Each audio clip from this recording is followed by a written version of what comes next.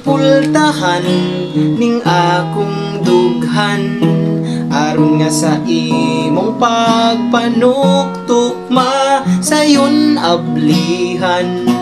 Tangtanga kining mga sapong sa akong mga dunggan, aron nga ang pulong mo sulod sa dughan.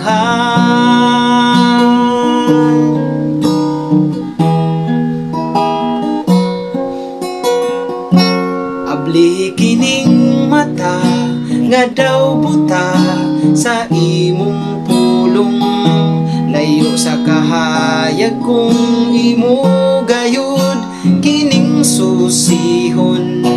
Diyahe kining akong mga tiil sa pagpadayon, aron nga ang grasya mo akong maangkon.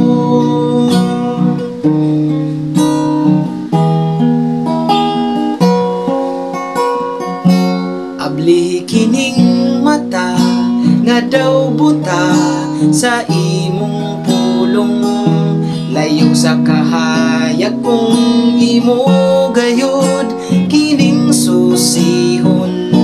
Iyahi kining akong mga tiil sa pagpadayon, aron nga ang grasya mo akong maangkon. Iyahi o Diyos ang akong kamot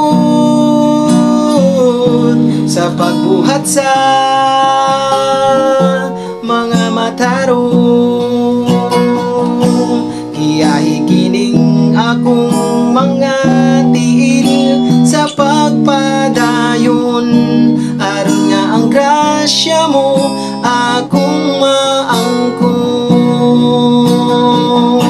Iyahi kining akong mga tiil sa pagpadayon, aron nga ang grasya mo akong maangkon. Aron nga ang grasya mo akong maangkon. Aron nga ang grasya mo akong maangkon.